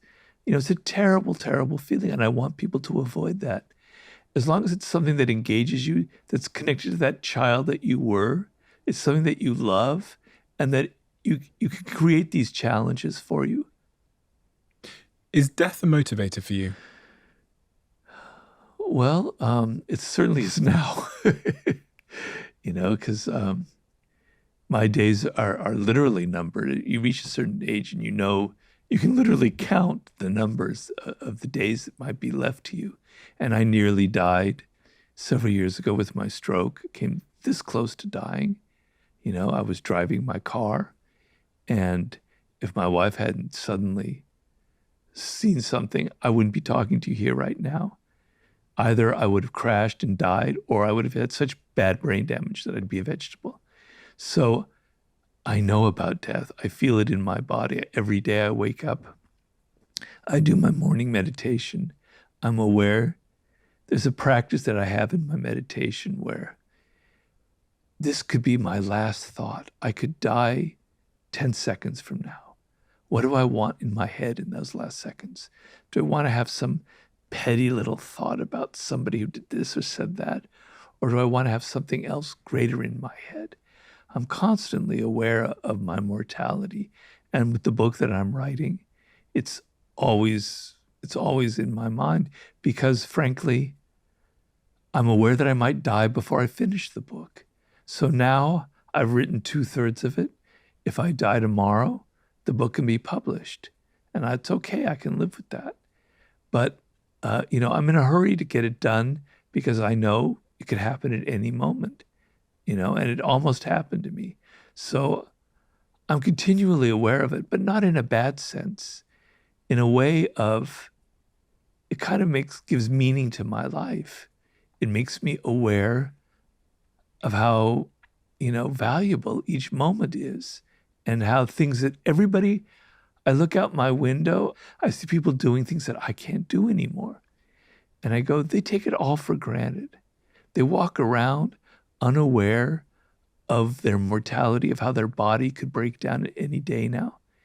I'm aware of it. So I'm not going to feel envy because my mind is at a different level. I'm aware of the ephemeral nature of life, and it makes everything kind of beautiful to me. It makes me appreciate everything around me. I don't mean to be too saccharine about this because it could come off that way, because there is a dark side to it. And I definitely, in my dreams and in my thoughts, I have a lot of that darkness. But I believe the awareness of death is a beautiful, beautiful thing. It makes everything intense and makes everything aglow. With that awareness, if you were my age, I've just turned 31. Wow, you're a kid. Jesus Christ, man. I hate you. I was 31. I was the biggest loser. That's amazing. If I could transplant that awareness from your head to my head, It's hard. that you've got from the life you've lived, but also from that stroke incident and the perspective of your mortality that it gave you and the ephemerality of life that it showed you, how do you think I would live my life differently? How would you have lived your life differently when you were 31? I make a point of I never go through that exercise because I believe in something called amor fati, which means love of your fate. Everything happened for a purpose. I wouldn't have done anything differently if I had to go back because it all led to the right things. So if I had been in a hurry when I was 22 to be successful as a writer, I would have never been able to write the books that I wrote. It would have all gone askew. Who knows where I would have ended up. I'm very, very happy I don't regret anything.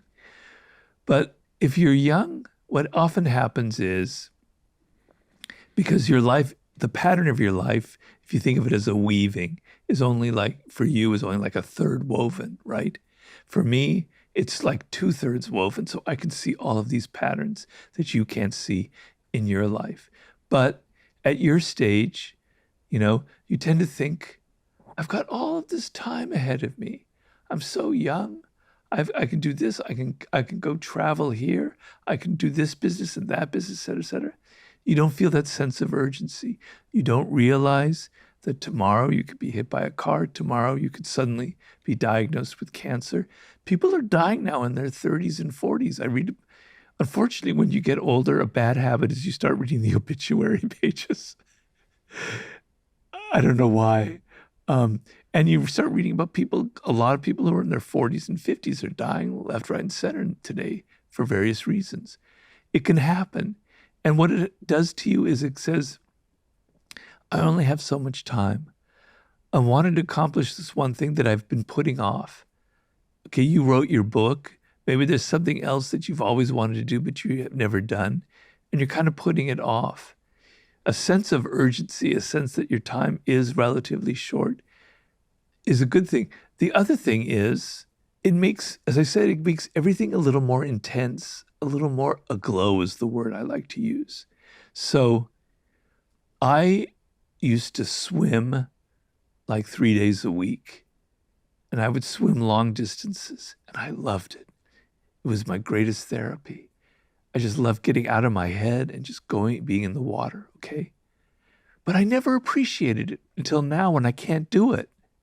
So I want you to appreciate you going to the gym, to having your health, to being able to do these things. Don't look at it like take it for granted. And it pisses me off that young people take all this stuff for granted.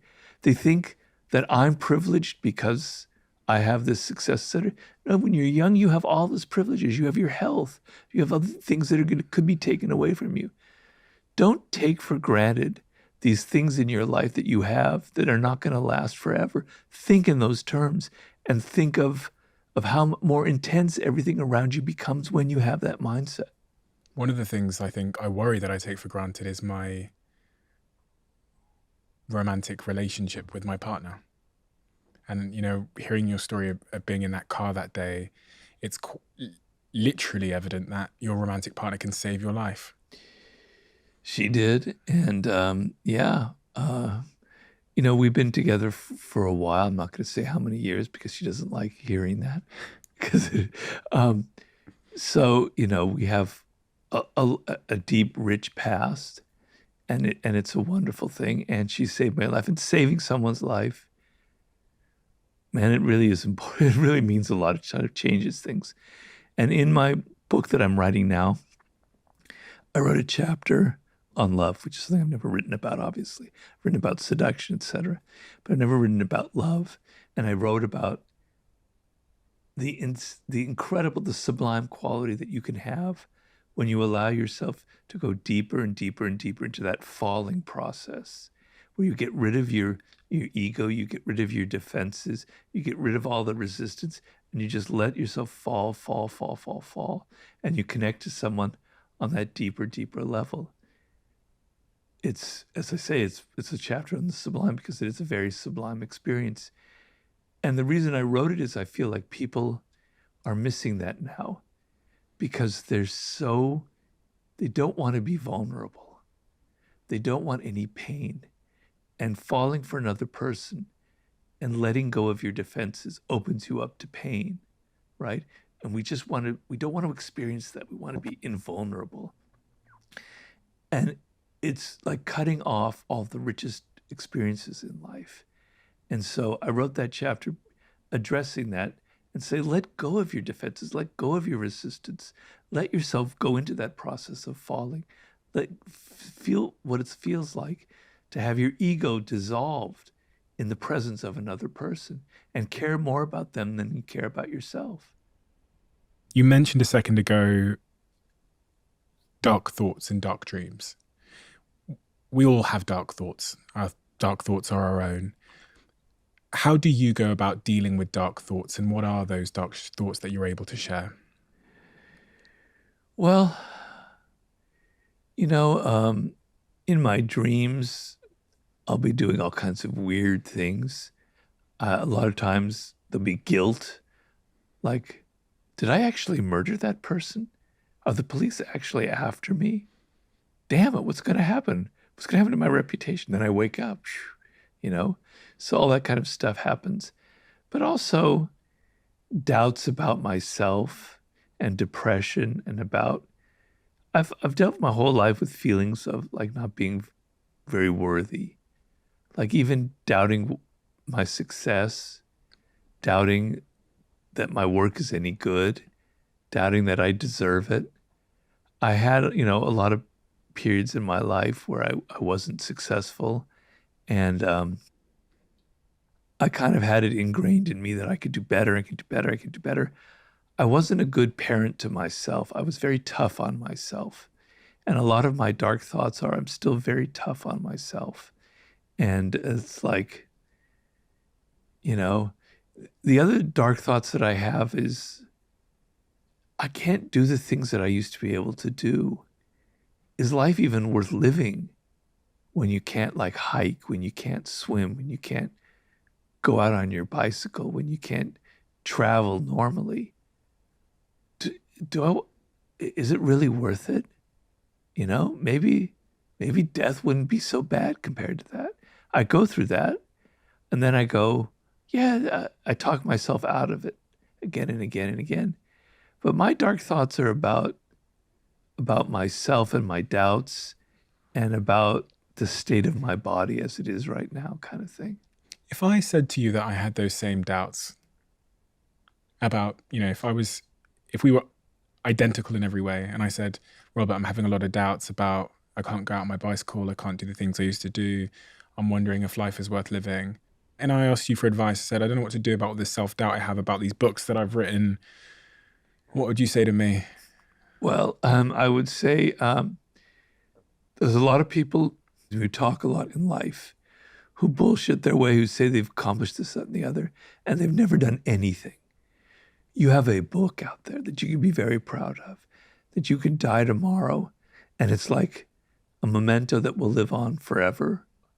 And you've accomplished it. You've accomplished this stuff with your podcast.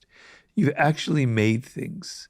So focus on that. Focus on the fact that so many people never get out of bed and amount to anything. So you've built things, you've accomplished things. Focus on that.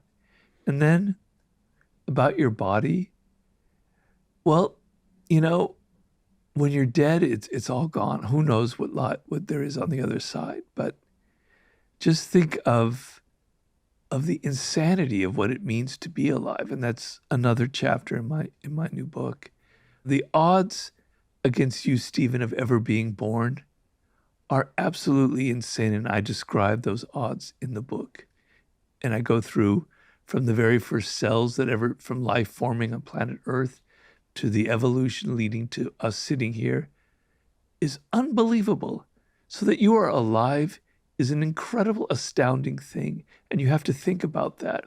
And you have to think about just seeing the sky, just being aware is an amazing thing. So I often think about people who are suicidal. There are a lot of people like that in life, particularly nowadays.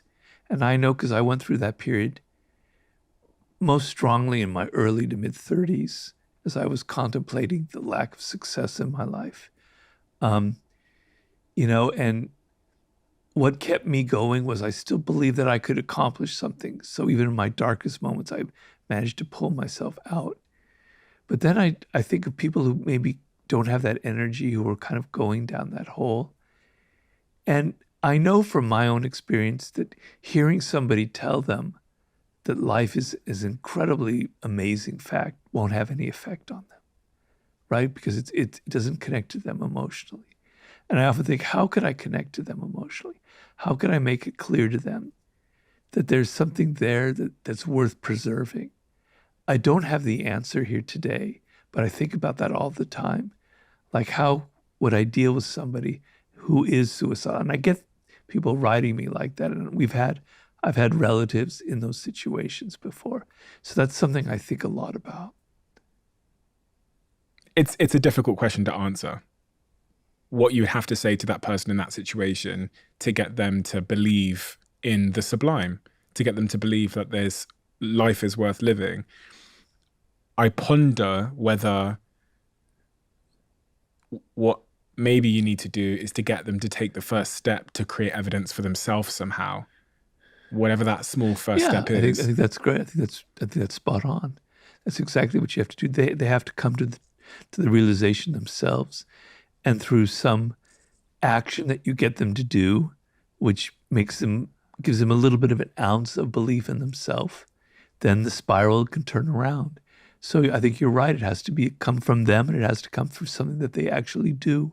All the talk in the world won't really help them. What that is something that I would like to think about, and it depends on the individual. But I think that is the way to do it. You're writing this book at the moment called The Sublime, right? Are you writing that book because of the situation you found yourself in after having the stroke and going through that journey of saying, why is life worth living? And going in search of the sublime that we all have inherently? Well, to be honest with you, about 20 years ago, I had the idea for the book. I read a book on the subject, and I got excited about it because they were explaining it as it's a kind of experience that's very hard to verbalize, that goes outside of what we normally experience. And I got very excited by the idea. And I planned to write that book. And then around After war, that was going to be my fourth book, and my agent was getting all prepared to sell it. And then I got hooked onto 50 Cent, and I did that book instead, and I put it on the back burner. And then Mastery came up, and I got hooked onto that. And suddenly it kind of got pushed aside. And then in Human Nature, first of all, the last chapter in the 50 Cent book is on the Sublime. It's about death and what 50 and facing it. Then the last chapter in Human Nature is about the Sublime. It's about death and mortality.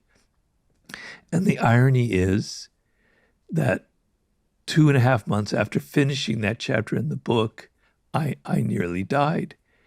But what I had planned originally was I was going to go to the Gobi Desert and walk across the Gobi Desert. I was going to go swim with whales, literally whales in New Zealand. I was going to go to Tierra del Fuego. I was going to have all of these sublime experiences and write about them. And now I can't do any of that, right? All I can do is sit in my little room in my house at my desk and write the book. It's all in my head. The book is so much better because of that. So it's changed. I can't go to the Gobi Desert. I can't swim with whales or I drown. I can't go to Tierra del Fuego. I can only sit in my office, look at the birds, go through the books that I'm reading, and write the book, keeping in mind other people and what's going on in the world in their life and my limitations. So ironically, the book has become better because I had to go through this experience. But nearly dying was little bells were going off in my head. All right, it's time to write that book. You're not putting it off any longer. And has it forced you to find the sublime in the everyday life? Well, obviously. I mean, I'm writing right now a chapter on what I call the daemon, which is an ancient Greek concept that all of us are born with like a guardian spirit, right? I know it sounds very mystical, but a lot of psychologists, contemporary psychologists, have written about the daemon phenomena, the idea that you have a second self, a kind of higher self that in some way is guiding you. And it has a lot to do with some of the things we've talked about, purpose, etc. And I have to think about it. I have to think about it in terms of my own life. I have to think about, is there something else inside of me that's communicating to me? What does that mean? How does that connect with other ideas about the universe? I get to read books about it. It's a very, very exciting process.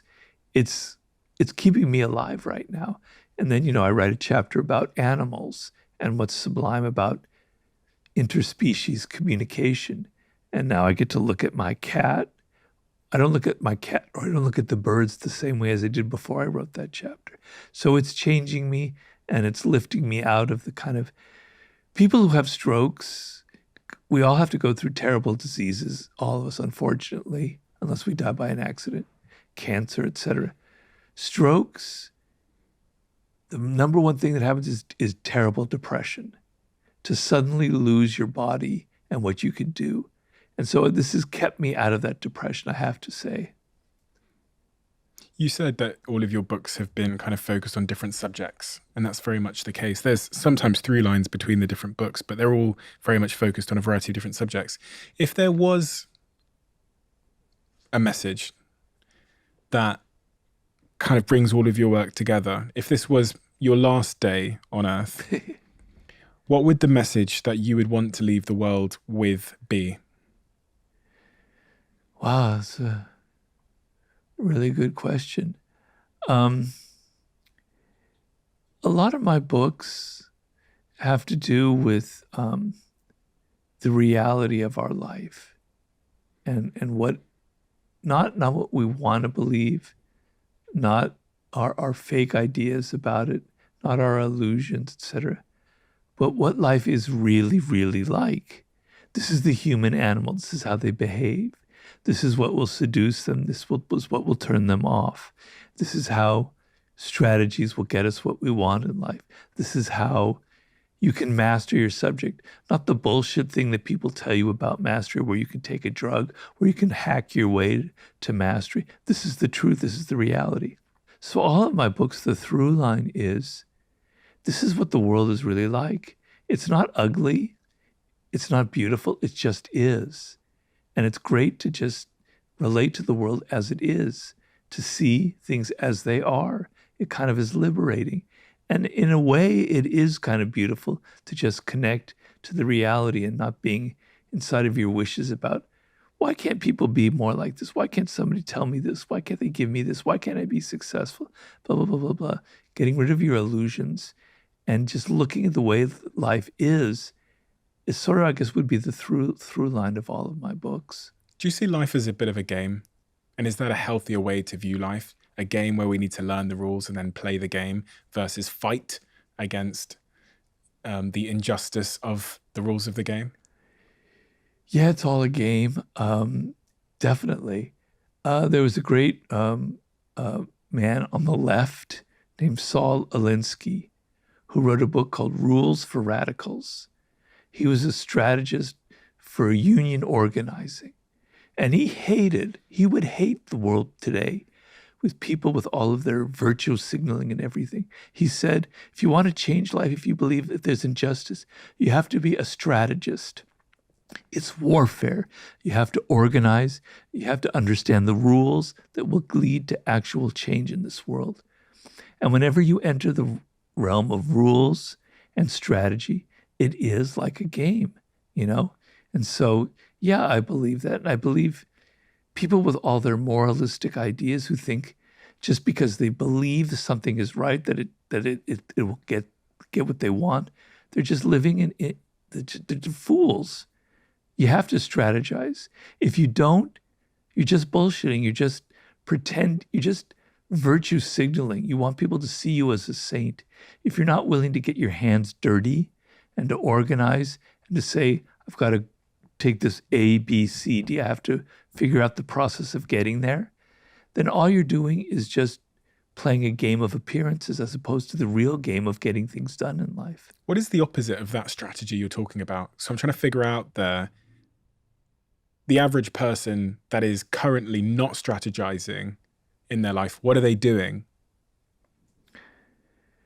Well, everybody, I guess you could say everybody has a strategy, but their strategies are extremely ineffective. Their strategies are full of illusions. So human beings have to strategize, because to wake up in the morning and to go, I've got to make breakfast, you got to strategize how you're going to cook and what you're going to make and what you're going to do to the day and what you're going to wear. It's human nature. It's just people do it very, very badly. And they do it badly because they're so emotional. Now, I'm not against emotions, and emotions play a huge role, and I'm writing a lot about it in my new book.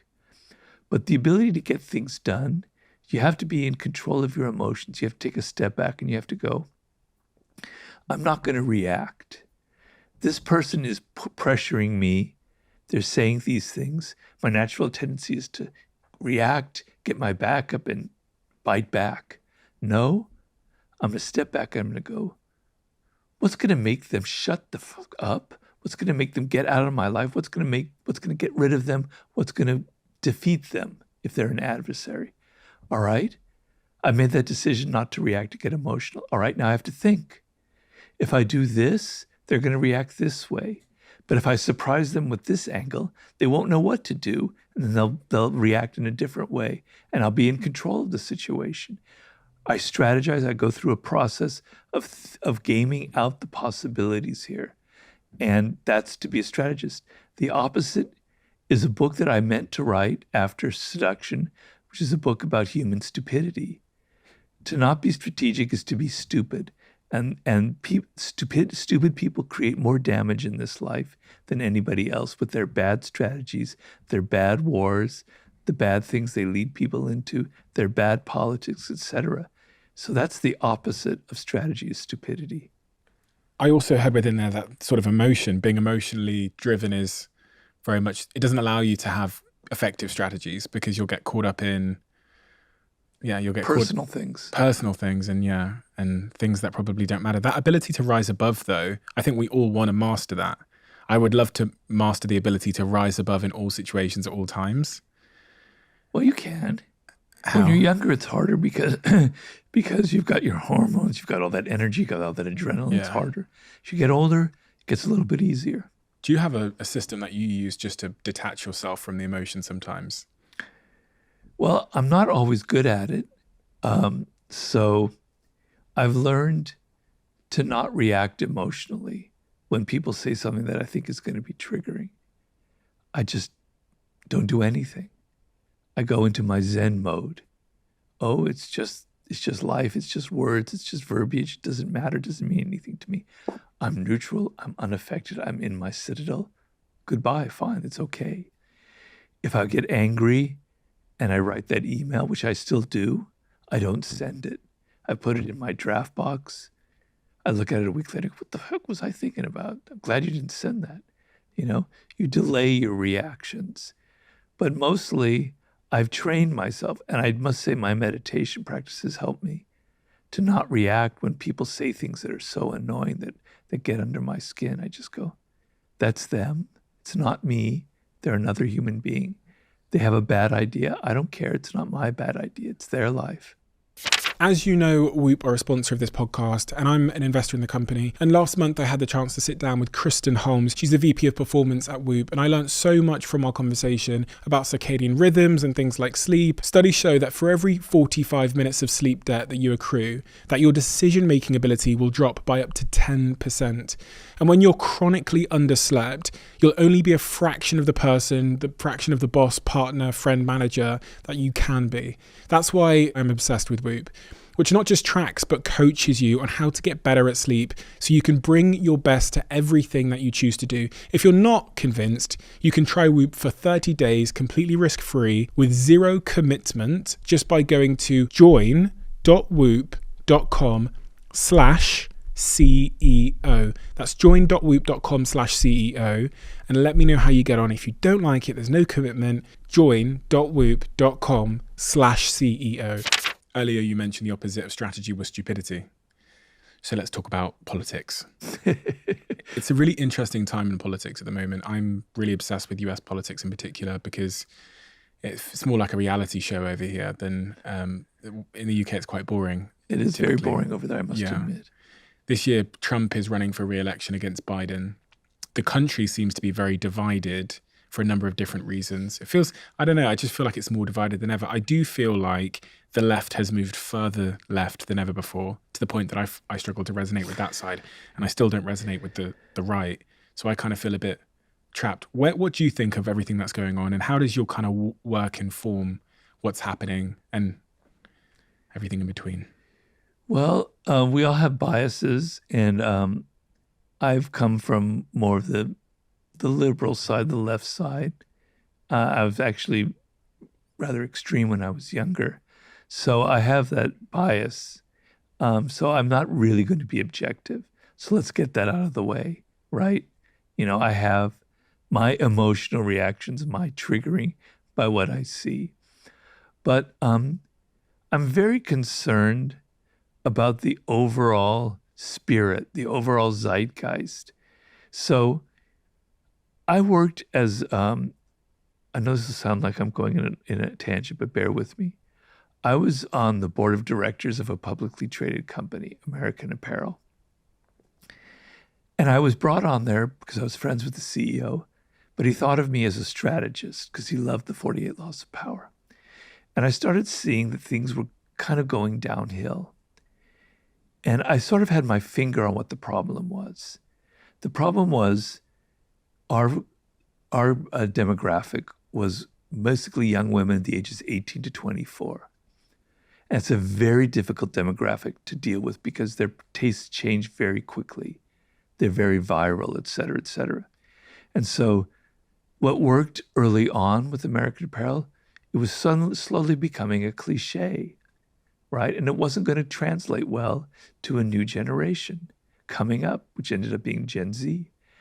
And so I had the idea of we need to have these retreats, these yearly things where we step back from the day-to-day business and we think about the brand, where we're going, how we're going to adapt. We're not going to change it, but we're going to adapt, et cetera, et cetera. I presented it to the CEO. Well, no, we don't need any of that. Blah, blah, blah. What I came away with was that the reason businesses are so awful, large businesses, why they suck, why they're never successful, why they're so damn annoying, is because they're always dealing with the quarterly report, at least for publicly traded businesses, right? They can't have a long-term vision because they can't afford it. They have to deal with what Wall Street will say to that quarterly report, and you know what the investors are, how they're going to react. To sit there and step back and think about where you're going to be in a year or two, we might not even exist in a year or two, so forget it. Well, politics is the same thing. You've got to win elections. You're facing every couple of years, every 4 years. You don't have the luxury of thinking of the larger picture. And that's what we're suffering from right now. Because if you look at the political situation in America, nobody has any loyalty to anything. So in my age, when I grew up, you were a Democrat, you were a Republican, and you had kind of roots, and you believed in that because, well, the Democratic Party was for the working class. We were for the unions. We were for the common guy, the little guy, the FDR mentality, even to some extent Kennedy and Johnson. The Republicans, we were for big business, for lower taxes, blah, blah, blah, blah, blah, blah, blah. You had a sense of connection to it. Now people have no connection at all to any particular party, which is fine. I don't. But what that means is it's so volatile. So somebody will vote for Obama, then they'll vote for Trump, then they'll vote for Biden, and then they'll vote for Trump again. And there are plenty of people in that situation. They have no roots. They're not connected to anything. And it's not people's fault. It's our politics' fault. They're not creating a sense of what it means to be an American. What is it? Can you give us a story, a myth about what it means to be an American in 2024 that will connect us, that will kind of give us a sense of what is beautiful about our country? Because there are beautiful things about it. It's possible. It's very possible to create that kind of a vision if you can step back and you can think in longer term. All right, maybe it's hard to do that for America, but what is it for the goddamn Democratic Party? What does it mean to be a Democrat? What does it mean to be a Republican? It just means to be a lapdog for Donald Trump, to believe everything he does. But the Democrats have their own problems, their own issues. You can't have a party that's just against everything. What are you for? I often tell people, I'm sick of hearing what you hate. I'm sick of hearing what you're against. I'm sick of hearing what you're complaining. Tell me what you want. Tell me what you're for. Tell me your vision of what a great country would be like. But they can't do that because they're only in this bubble of what I hate, what I'm against, it's what I'm trying to protect, et cetera, et cetera. So there's got to be a politician that rises up at some point that has a vision, that's not just a demagogue, that's not just a charismatic that's looking out for themselves, that can connect the dots, that can say, this is what it means to be in this party, this is our vision, this is what connects, this is the glue. Yeah, there are going to be little separate parts of it, okay? But we're the party of the working class, right? We're the party that's going to protect people, make life easier for them. Or we're the party of business, et cetera, et cetera. I don't care what it is, but create a vision, a sense of who you are, of what it connects to. Hit people in their heart, you see, Trump succeeds because he has an emotional, visceral effect on people, and he's very good at it. The Democrats can't learn that. It's always about a laundry list of we're going to do A, B, C, D, and E. We're going to hit the numbers. We're going to reduce inflation. We're going to create this amount of jobs, et cetera. It's all in the head. It's not in here. You've got to connect to people viscerally, emotionally. You have to create a myth that will connect people even within their disparate little niches. And it's possible, because to believe it's impossible goes against the grain of history. Somebody will emerge. I might be dead when it happens, who will go through some process by that, because otherwise everything will fall apart.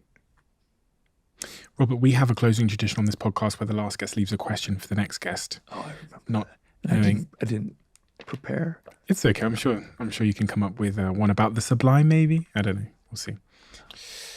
The question for you is, okay, and you're not allowed to say nothing. If you could change one thing from your last 10 years, what would it be and why? Well, I would have I would have prevented my stroke. I would have realized that I was burning myself out, running the laws of human nature. I would have taken it slower. I would have realized that my body has limits, and I would have been easier on myself and not put myself, because that book was very stressful and very difficult. I would have taken it slower. I would have gone at a different pace, and I wouldn't have had my stroke, and I'd be so much happier. Do you think you could have prevented your stroke? Yeah, definitely. I mean, it was a weird set of circumstances, but the stress of writing the human nature kind of ground me down. And then I had kind of high blood pressure already.